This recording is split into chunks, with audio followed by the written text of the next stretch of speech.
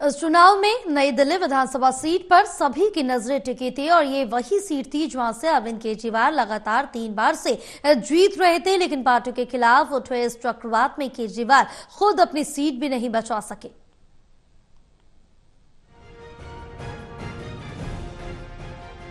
8 फरवरी को सुबह की बसंती बयार दिन चढ़ने के साथ साथ गुलाबी ठंड में बदल रही थी। सूरज की रोशनी तेज थी, बर्फीली हवाओं की शीतलता धूप की तपिश को बेअसर कर रही थी और नई दिल्ली सीट पर आंकड़े केजरीवाल के दावों को खोखला साबित कर रहे थे। वोटों की गिनती आगे बढ़ रही थी और पूर्व मुख्यमंत्री उस गिनती में पीछे छूट रहे थे।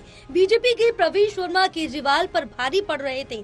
काउंटिंग सेंटर के बाहर कार्यकर्ताओं का जोश उफान मार रहा था। दूसरे खेमे के कार्यकर्ताओं की धड़कनें तेज हो रही थी। 4 घंटे तक चला सस्पेंस तब खत्म हो गया जब बीजेपी के प्रवेश वर्मा 12:30 बजे के करीब काउंटिंग सेंटर से बाहर निकले। बहुत सारे इश्यूज थे दिल्ली में। 11 साल में अरविंद केजरीवाल जी ने कोई काम नहीं किया। उनके सारे काम पेपर्स पे थे, विज्ञापन पे थे और दिल्ली के लोगों ने हमारे प्रधानमंत्री जी के ऊपर में विश्वास जताया है।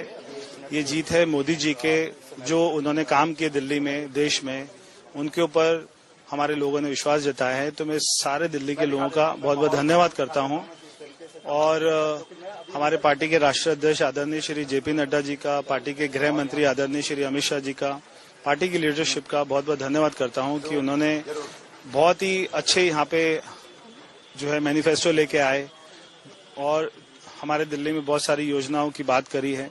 वो सारी योजनाओं को पूरा करेंगे। इस हार के बाद केजरीवाल मीडिया के सामने तो नहीं आए, लेकिन पैगामे वीडियो में उन्होंने इस हार को स्वीकार करते हुए एक बार फिर उसी साफ सुथरे बदलाव का जिक्र किया जिसके भरोसे उन्होंने 12 साल पहले पहली बार दिल्ली की सत्ता हासिल की थी। इस पैगाम में न बीजेपी का जिक्र था और न ही कांग्रेस का। अगर कुछ था तो बेबसी थी और पछतावा था। जनता का जो भी निर्णय है, जनता का जो भी फैसला है, उसे हम पूरी विनम्रता के साथ स्वीकार करते हैं। जनता का निर्णय सर माथे पर। मैं भारतीय जनता पार्टी को इस जीत के लिए बहुत बहुत बधाई देता हूं और मैं उम्मीद करता हूं कि जिस उम्मीद के साथ और जिस आशा के साथ लोगों ने उनको बहुमत दिया है, वो उन सभी उम्मीदों और आशाओं पे पूरा उतरेंगे। हमने पिछले 10 साल में जनता ने जो मौका दिया हमें, उन 10 सालों में हमने बहुत सारे काम किए। शिक्षा के क्षेत्र में, स्वास्थ्य के क्षेत्र में, पानी के क्षेत्र में, बिजली के क्षेत्र में और भी अलग अलग तरीके से लोगों को राहत पहुंचाने की कोशिश की उनकी जिंदगी में और दिल्ली के इंफ्रास्ट्रक्चर को भी हमने सुधारने की कोशिश की। अब जो जनता ने हमें निर्णय दिया है, हम न केवल एक कंस्ट्रक्टिव ऑपोजिशन का रोल निभाएंगे बल्कि हम समाज सेवा, जनता के सुख दुख में काम आना, व्यक्तिगत तौर पे जिसको भी जो जरूरत होगी, हम लोगों के सुख दुख में हमेशा काम आएंगे। क्योंकि हम राजनीति में कोई सत्ता के लिए नहीं आए, हम राजनीति को एक जरिया मानते हैं जिसके जरिए जनता की सेवा की जा सके, जिसके जरिए लोगों के सुख दुख में काम आया जा सके। वो काम हम करते रहेंगे और हमें आगे भी इसी तरह से जनता के सुख दुख में काम आना है। मैं आम आदमी पार्टी के सभी कार्यकर्ताओं को बहुत बहुत बधाई देना चाहता हूं। वो बहुत शानदार चुनाव लड़े, बहुत मेहनत की, उन्होंने बहुत कुछ सहा। इस पूरे चुनाव के दौरान उन्होंने बहुत शानदार चुनाव लड़ा। इसके लिए मैं उन सबको, सभी कार्यकर्ताओं को बहुत बहुत बधाई देना चाहता हूं। दिल्ली में आपकी पराजय और बीजेपी की जीत ने उन्हें भी बोलने की एक वजह दे दी जो कभी आपके थे, लेकिन मौजूदा समय में आपकी हार की दुआएं मांग रहे थे।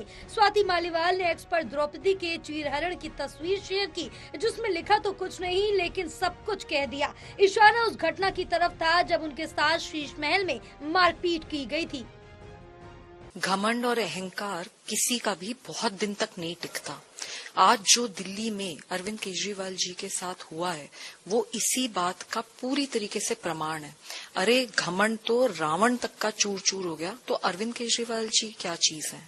और इतिहास गवाह है कि जब जब किसी भी महिला पे वार हुआ है तो भगवान ने उन वार करने वालों को बहुत बड़ा दंड दिया है।